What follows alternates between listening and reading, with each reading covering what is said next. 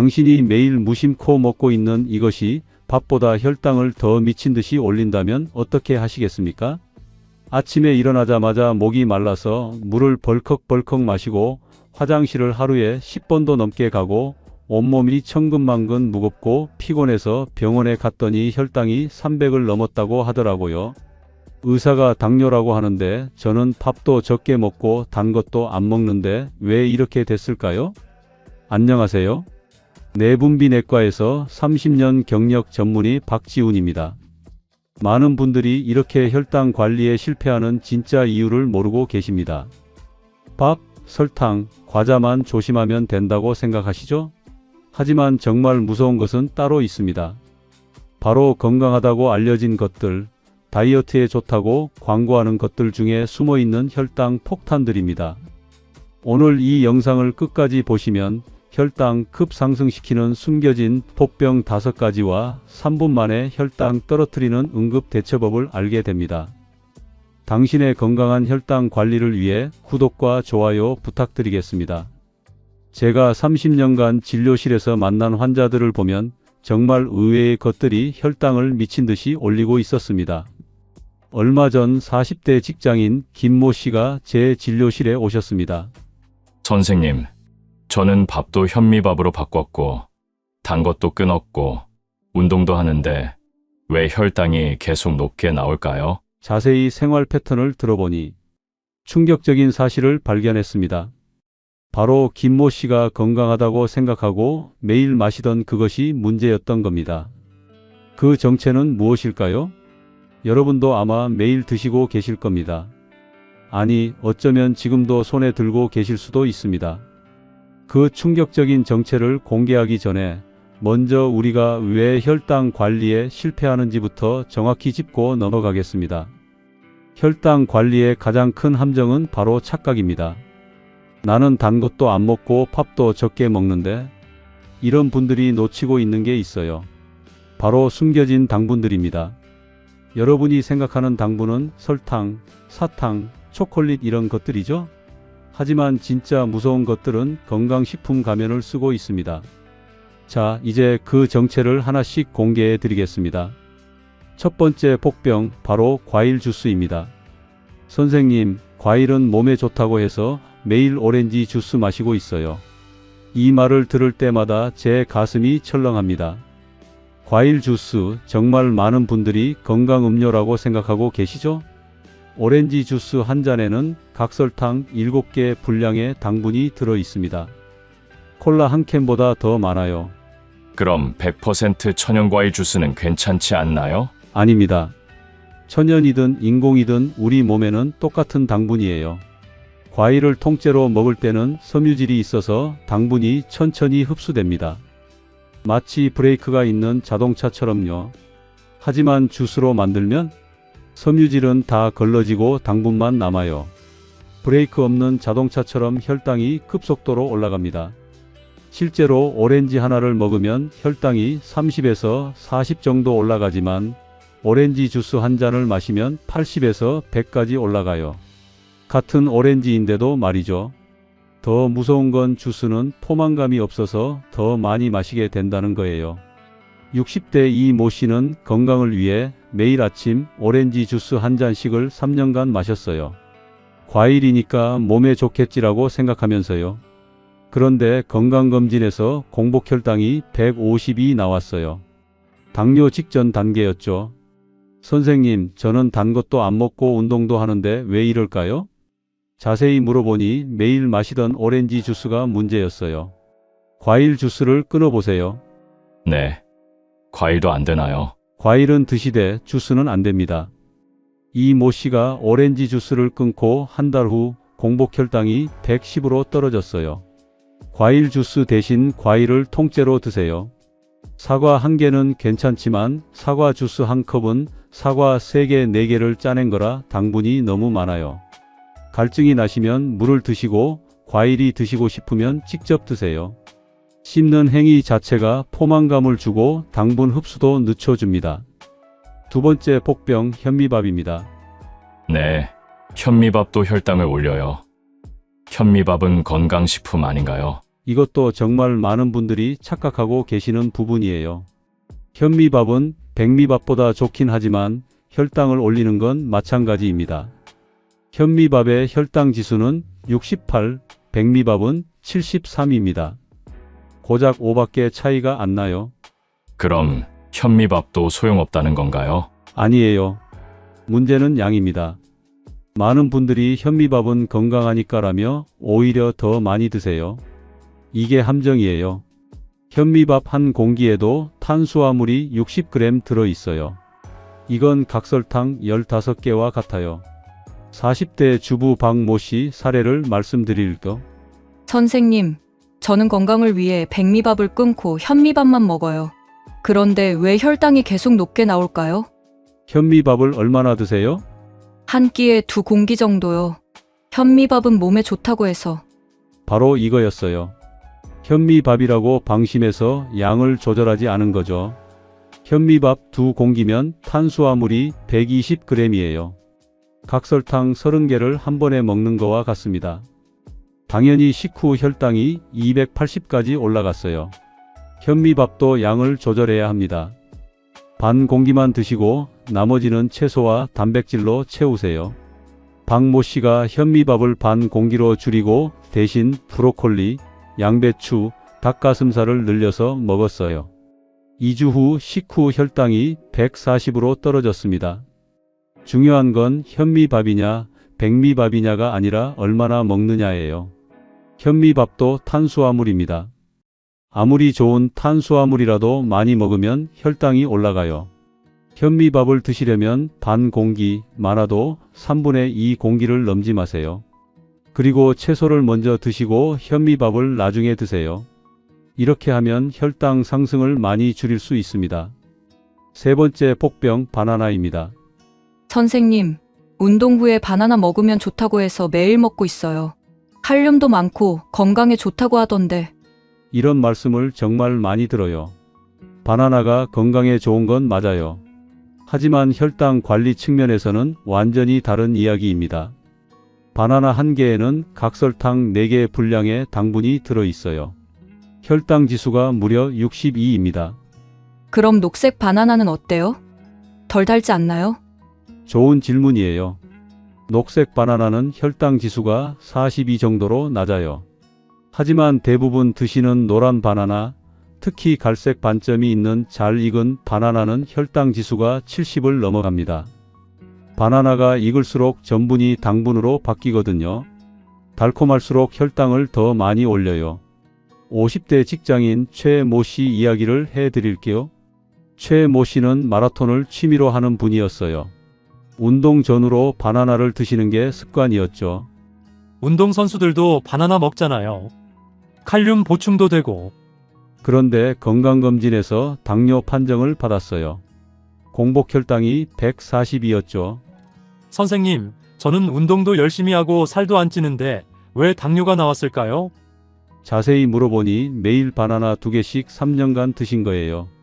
바나나 2개면 각설탕 8개를 매일 먹은 거와 같아요. 아무리 운동을 해도 이 정도 당분은 감당하기 어려워요. 바나나를 끊어보세요. 그럼 운동 후에 뭘 먹어야 하나요? 견과류나 삶은 달걀이 훨씬 좋습니다. 단백질이 근육 회복에도 더 도움이 되고 혈당도 안정적이에요. 최모 씨가 바나나를 끊고 아몬드 15알, 삶은 달걀 1개로 바꿨어요. 3개월 후 공복 혈당이 105로 떨어졌습니다. 운동 능력도 오히려 더 좋아졌어요. 과일도 시기와 양을 가려서 드셔야 해요. 바나나를 드시려면 녹색 바나나를 선택하시고 운동 직전이 아니라 운동 후 30분 이후에 드세요. 네 번째 복병 떡입니다. 떡은 기름도 안 들어가고 담백해서 괜찮을 줄 알았어요. 이것도 정말 큰 오해예요.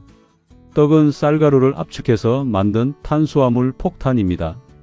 인절미 3개면 밥 한 공기와 같은 탄수화물이에요. 게다가 떡은 소화가 빨라서 혈당을 순식간에 올립니다. 떡의 혈당 지수는 85입니다. 이게 어느 정도냐면 포도당 주사를 맞는 것과 거의 같아요. 그럼 흰떡 말고 쑥떡이나 현미떡은 어때요? 색깔이 다를 뿐이지 본질은 같아요. 쑥이나 현미가 조금 들어간다고 해서 혈당 지수가 크게 떨어지지 않습니다. 명절 때 많이 드시죠? 추석에 송편, 설날에 떡국. 70대 할머니 김모 씨 사례를 말씀드릴게요. 추석 연휴에 송편을 많이 드셨어요. 명절인데 이것도 못 먹으면 뭘 먹나? 하루에 송편 5-6개씩 3일간 드셨는데 연휴 마지막 날 갑자기 어지럽고 속이 메스꺼워서 병원에 오셨어요. 혈당을 재보니 무려 380이었어요. 할머니, 평소에 뭘 드셨어요?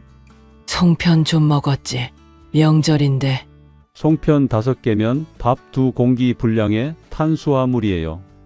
게다가 떡은 소화가 너무 빨라서 혈당이 급속도로 올라갑니다.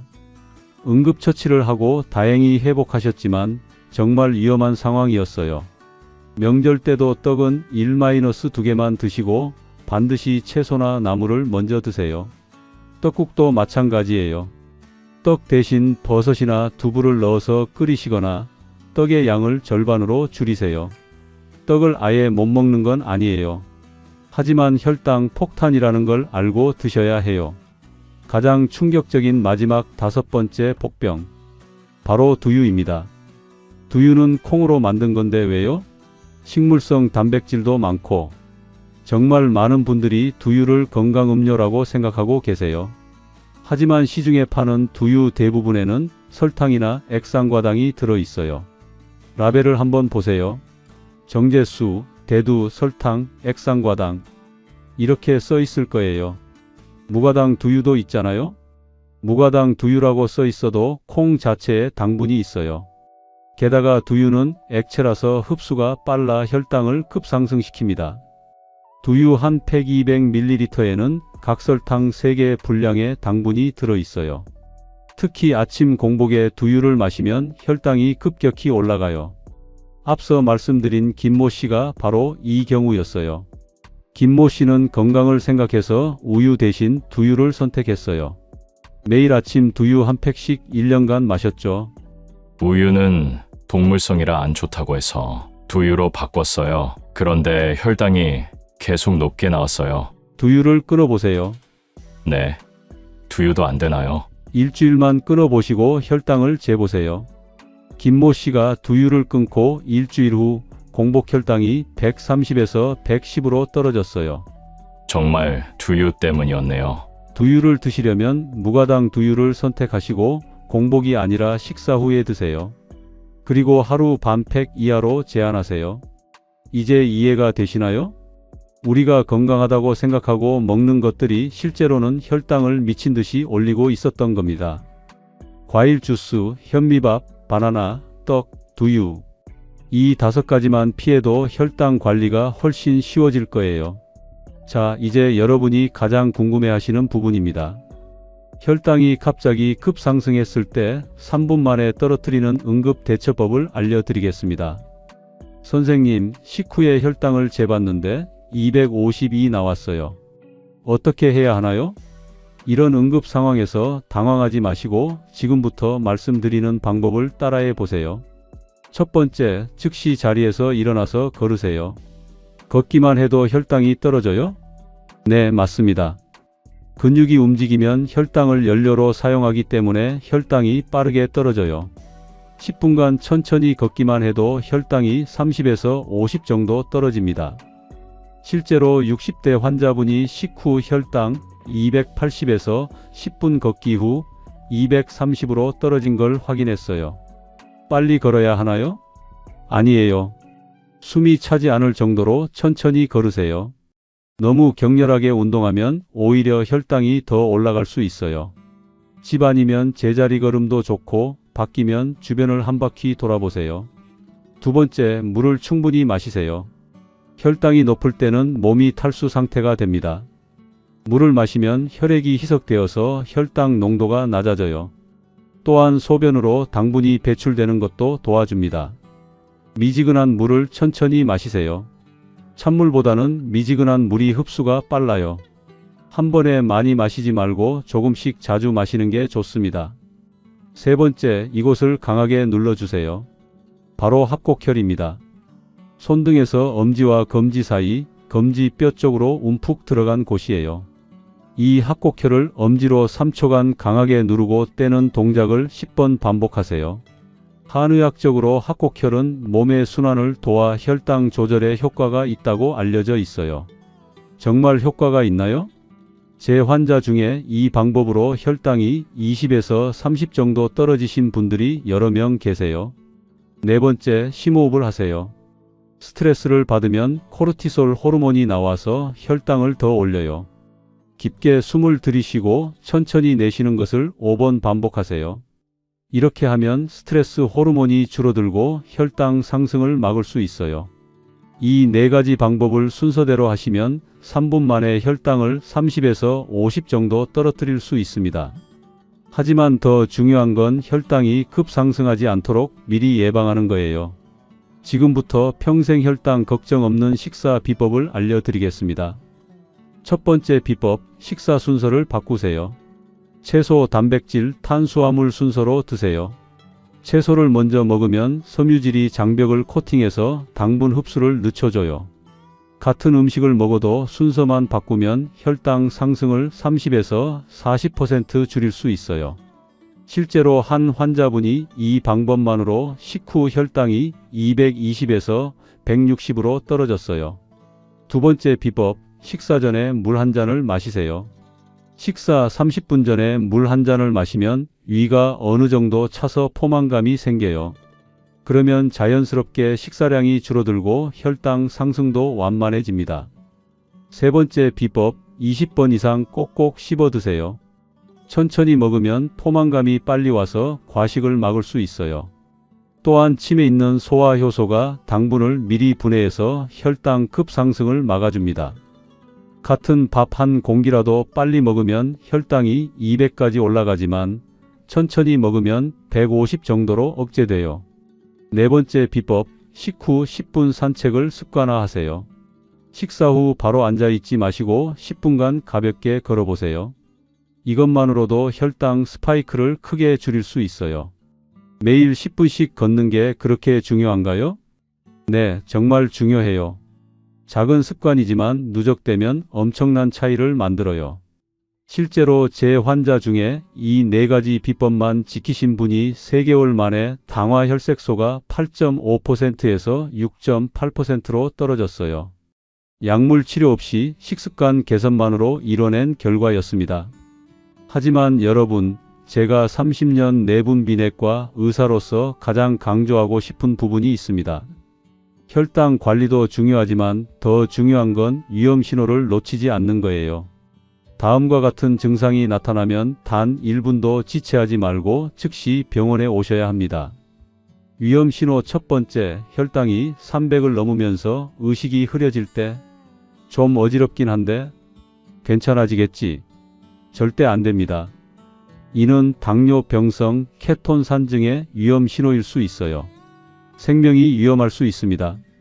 위험 신호 두 번째, 갑작스러운 시야 장애나 극심한 두통이 올 때, 혈당이 급상승하면서 뇌혈관이나 망막혈관에 문제가 생길 수 있어요. 위험 신호 세 번째, 심한 구토와 함께 폭통이 지속될 때, 단순한 체증이 아니라 당뇨 합병증일 가능성이 높습니다. 위험 신호 네 번째, 혈당이 50 이하로 떨어지면서 식은땀이 날 때, 저혈당도 고혈당만큼 위험해요. 즉시 당분을 섭취하고 병원에 오세요. 이런 증상들은 좀 더 지켜보자라고 넘길 문제가 아닙니다. 응급실에는 괜찮아지겠지라고 생각하다가 위험한 상황에 빠진 환자분들을 너무 많이 봤어요. 당신의 생명이 걸린 문제입니다. 하지만 오늘 제가 알려드린 방법들을 실천하시면 이런 위험한 상황을 충분히 예방할 수 있어요. 다시 한번 정리해 드리겠습니다. 혈당을 급상승시키는 5가지 숨겨진 폭병을 기억하세요. 과일 주스, 현미밥, 바나나, 떡, 두유. 이것들을 피하는 것만으로도 혈당 관리가 훨씬 쉬워질 거예요. 혈당이 급상승했을 때는 즉시 걷기, 물 마시기, 합곡혈 지압, 심호흡 이 4가지를 기억하세요. 그리고 평소에는 식사 순서 바꾸기, 식전 물 마시기, 천천히 씹기, 식후 산책하기를 습관화하세요. 작은 변화지만 여러분의 건강에는 엄청난 차이를 만들어낼 거예요. 실제로 제 환자분들 중에 이 방법들을 실천하신 분들은 대부분 3개월 안에 혈당이 정상 범위로 돌아오셨어요. 약물 없이 말이죠. 여러분도 충분히 하실 수 있어요. 선생님, 저도 할 수 있을까요? 물론입니다. 나이가 많아도 당뇨 가족력이 있어도 이미 당뇨 진단을 받으셨어도 상관없어요. 지금부터 시작하면 됩니다. 오늘 당장 과일 주스 대신 물을 마시고 밥을 먹기 전에 채소를 먼저 드세요. 작은 실천이 큰 변화를 만들어낼 거예요. 마지막으로 한 가지만 더 말씀드리고 싶어요. 혈당 관리는 단거리 달리기가 아니라 마라톤이에요. 하루아침에 완벽해지려고 하지 마시고 하나씩 천천히 바꿔나가세요. 오늘은 과일 주스를 끊고 내일은 식사 순서를 바꾸고 모레는 식후 산책을 시작하세요. 이렇게 하나씩 쌓아가다 보면 어느새 혈당 걱정 없는 건강한 삶을 사실 수 있을 거예요. 시청자 여러분, 혈당 급상승은 결코 가볍게 넘길 문제가 아닙니다. 하지만 올바른 지식과 작은 실천만 있다면 충분히 극복할 수 있어요. 이번 시간 제가 알려드린 방법들을 통해 여러분 모두가 혈당 걱정 없는 건강한 매일을 보내시길 진심으로 바랍니다. 당신의 건강한 혈당과 행복한 일상을 내분비내과 전문의로서 항상 응원하겠습니다. 오늘부터 작은 변화를 시작하세요. 이 영상이 당신의 건강을 지키는데 큰 도움이 되셨다면 구독과 좋아요로 더 많은 분들에게 생명을 구하는 의학 정보가 전해질 수 있도록 도와주세요. 지금까지 내분비내과 전문의 박지훈이었습니다. 시청해 주셔서 진심으로 감사합니다.